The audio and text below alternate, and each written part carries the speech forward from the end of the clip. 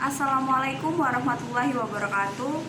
Kami dari kelompok 1 yang beranggotakan Atina Nur Azizah, Ari Agustina, dan Ika Kusuma Wijaya ingin memaparkan tentang kontribusi matematika dalam konteks fikih. Baik, yang akan kita presentasikan kali ini berupa hasil review jurnal yang berjudul Kontribusi Matematika dalam Konteks Fikih, karangan Muniri yang diterbitkan pada Jurnal Ta'alum volume 4 nomor 2 dan diterbitkan pada November 2016. Nah, dalam Al-Quran menjelaskan bahwa Allah menciptakan segala sesuatu secara sistematis. Hal tersebut dijelaskan pada surat Al-Qamar ayat 49, yang artinya, sesungguhnya kami telah menciptakan segala sesuatu menurut ukuran. Dari ayat di atas dapat disimpulkan bahwa seluruh ciptaan Allah diciptakan dengan ukuran, aturan, dan ketentuan yang sudah ditetapkan. Walaupun sebagian kalangan merasa mempelajari hukum Islam yang melibatkan perhitungan atau pengukuran merupakan hal yang sulit untuk dipelajari. Kegiatan menghitung atau kalkulasi dalam hukum Islam menunjukkan bahwa Islam dan matematika memiliki keterkaitan untuk menerapkan ilmu atau aturan tertentu. Matematika memuat kegiatan menghitung atau kalkulasi, maka matematika disebut sebagai ilmu hisab.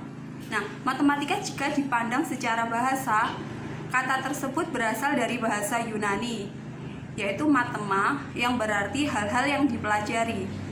Bagi sebagian kalangan di Yunani, matematika tidak hanya mempelajari angka dan ruang, melainkan juga mengkaji ilmu musik dan ilmu falak atau ilmu astronomi. Nah, matematika merupakan fondasi dari ilmu-ilmu lain, di mana matematika sendiri memiliki sifat-sifat sebagai berikut, yakni menggunakan bahasa simbol, menganut pola pikir deduktif. Selanjutnya, matematika sebagai bahasa, di mana matematika berfungsi sebagai bahasa dikenalkan oleh Stephen Hawking. Hal tersebut diungkapkan karena rasa takjubnya dari hasil penelitian atas bumi, matahari, bulan, dan planet-planet lainnya. Stephen Hawking menemukan bahwa lintasan bumi saat mengelilingi matahari berbentuk bulat, sehingga Stephen Hawking menyatakan bahwa matematika adalah bahasa yang Tuhan ungkapkan dalam menciptakan alam ini. Nah, masuk ke dalam penerapan matematika dalam konteks fikih, di mana matematika dalam konteks fikih digunakan dalam beberapa hukum fikih, di antaranya hukum yang membahas yang pertama toharoh, yang kedua sholat, yang ketiga puasa, yang keempat zakat, dan yang terakhir adalah harta waris. Yang pertama yakni toharoh. Nah, prinsip matematika yang digunakan dalam menentukan wadah yang sesuai dengan aturan fikih supaya sah untuk digunakan bersuci dalam prinsip geometri atau bidang ruang. Aturan fikih menentukan bahwa wadah yang harus digunakan supaya sah untuk bersuci yakni adalah 2 kulah. Baik, untuk sholat seperti yang kita ketahui bahwa waktu sholat dalam Islam itu ada 5, yaitu subuh, duhur, asar, maghrib, dan isya. Dimana di setiap waktu itu memiliki perhitungan sendiri-sendiri, waktu awal dan waktu akhirnya. Ilmu yang digunakan untuk melakukan perhitungan waktu sholat yaitu ilmu falak atau dalam bahasa umum biasa disebut dengan ilmu astronomi. Jadi dalam ilmu falak itu menggunakan prinsip matematika berupa trigonometri dan sudut. Seperti yang sudah dijelaskan atau ditampilkan dalam PPT mengenai contoh perhitungan waktu sholat subuh, di mana yang dibutuhkan adalah sudut tinggi matahari, kemudian sudut waktu matahari, di mana perhitungan sudut waktu matahari itu menggunakan cos atau kosinus. Jadi dapat kita ketahui bahwa perhitungan waktu sholat menggunakan trigonometri dan juga sudut. Baik, untuk pertanyaan dari Mas Eka Hadi Saputra mengenai penerapan trigonometri dan sudut dalam penentuan waktu sholat itu bagaimana? Nah, seperti yang dijelaskan pada contoh yang sebelumnya, yaitu dalam menggunakan perhitungan sholat subuh, menggunakan tinggi matahari, menggunakan sudutnya, dan untuk perhitungan sudut waktu matahari, sudut waktu dengan sudut tinggi berbeda ya Mas Eka. Jadi untuk perhitungan sudut tinggi menggunakan sudut biasa, kalau perhitungan sudut waktu matahari menggunakan trigonometri cos dan tangen. Nah, untuk perhitungannya sendiri dalam ilmu falak, terus terang kelompok kami memang belum begitu memahami karena kami tidak mendapatkan pelajaran ilmu falak itu sendiri. Jadi kita hanya menjelaskan sedikit mengenai contoh dan menunjukkan pada teman-teman bahwa memang dalam ilmu falak untuk menghitung waktu sholat itu menggunakan prinsip trigonometri dan juga sudut seperti itu. Untuk yang selanjutnya yaitu bab puasa.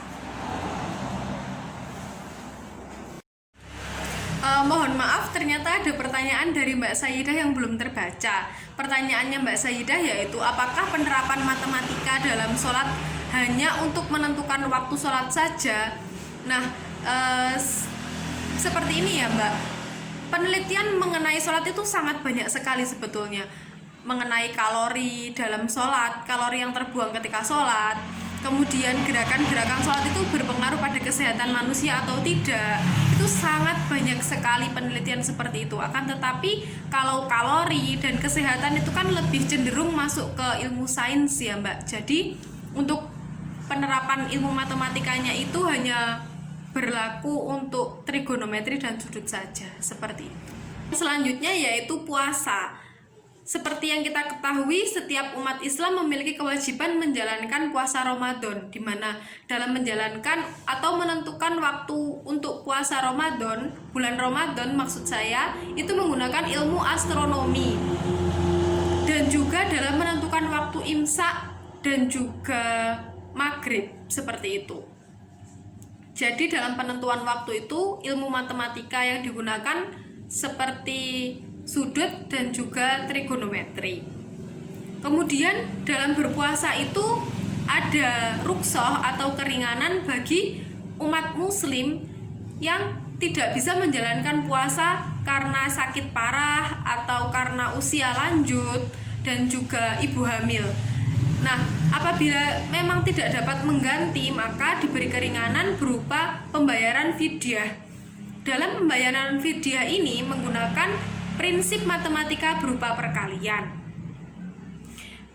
Dalam hukum fikih, untuk 1 hari tidak berpuasa, umat Islam diwajibkan membayar 1 mud atau setara dengan 675 gram.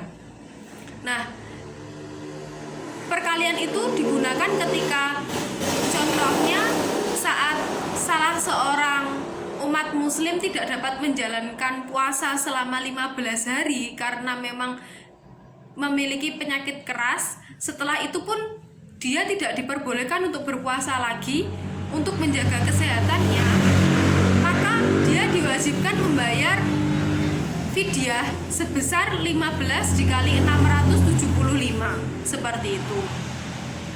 Nah, ada pertanyaan dari Mbak Diana Puspita, apakah ada hubungan antara perkalian dengan pembayaran fidyah? Dari penjelasan yang sudah saya paparkan tadi, jadi matematika berupa pecahan atau perkalian, maksud saya perkalian, itu memiliki kaitan erat dalam pembayaran fidyah, seperti itu. Selanjutnya yaitu tentang zakat. Nah, dalam jurnal terdapat 2 materi, yaitu zakat mal dan zakat profesi. Nah, di sini zakat mal itu menggunakan prinsip persen, di mana rumus zakat dari zakat mal adalah seperti PowerPoint di sini. Nah, selain itu pembayaran zakat juga menggunakan prinsip perkalian untuk mencari nisabnya atau batas harga minimum orang diwajibkan untuk berzakat. dengan perhitungan nisab zakat mal, yaitu harga 1 tahun sama dengan 85 gram emas. Nah, di sekitaran sini kan harga emas 1 gramnya 500.000. Nah, selanjutnya yaitu zakat profesi. Di sini menggunakan prinsip persen juga, di mana rumus zakat profesi di sini adalah seperti PPT di samping ini. Nah, selain itu pembayaran zakat juga menggunakan prinsip perkalian juga untuk mencari nisabnya atau batas penghasilan minimum orang diwajibkan untuk berzakat.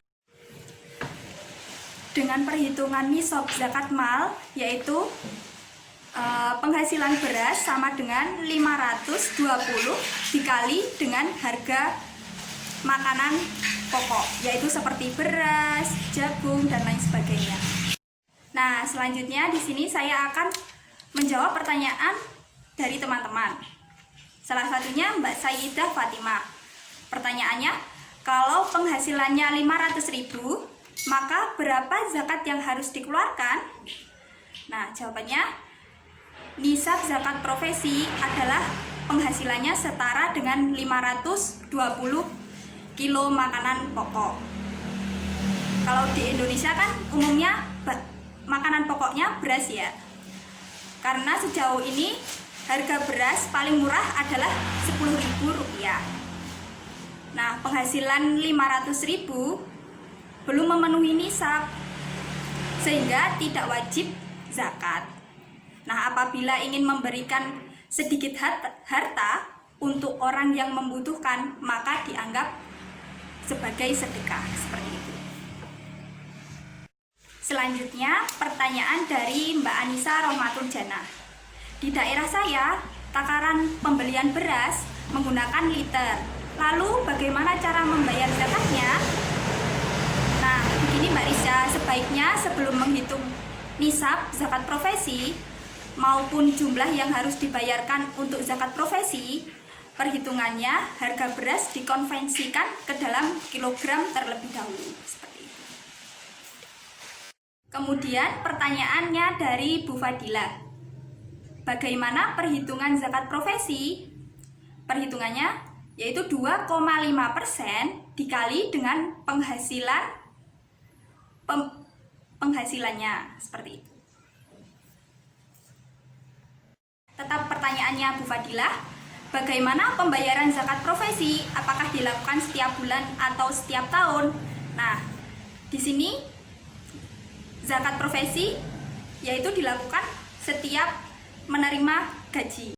Tetap pertanyaannya Bu Fadilah lagi, apakah pembayaran zakat harus berupa uang, semisal diganti dalam bentuk buku untuk disumbangkan ke perpustakaan? Apakah diperbolehkan? Tidak. Jadi zakat profesi di sini harus dalam bentuk uang dan harus diberikan kepada 8 golongan tersebut.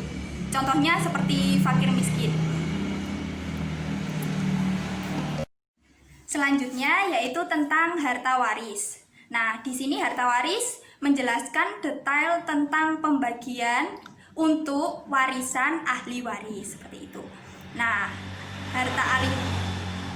harta warisan di sini tertera dalam surat An-Nisa. Nah, di situ artinya menjelaskan tentang pembagian, yaitu seperti 1/2, 1/4, 1/8, 2/3, 1/3, 1/4, dan seterusnya, seperti itu.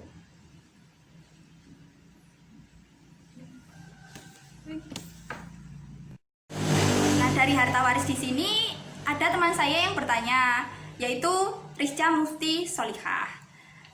Pertanyaannya, saya kurang paham dengan penentuan besar pembagian ahli waris. Seperti 1/2, 1/4, 1/8, itu bagaimana sih? Nah, seperti ini Mbak Rizka, pembagian harta waris tersebut dari pembagian harta waris setiap hubungan. Nah, contohnya ada seseorang perempuan meninggal dunia. Nah, meninggalkan suami beserta 2 saudaranya. maka suaminya mendapat 1/2. Dan untuk kedua saudaranya yaitu mendapat 2/3. Maka dalam hukum waris menerapkan bilangan rasional, yaitu seperti 1/2, 1/4, dan 1/8. Seperti itu Mbak Rizka. Hanya ini yang dapat kami sampaikan. Mohon maaf apabila dalam penyampaiannya masih banyak kekurangan, dan apabila terdapat konsep fikih yang tidak sesuai dengan kaidah, kami mohon kritik dan sarannya. Sekian. Wassalamualaikum warahmatullahi wabarakatuh. Bye.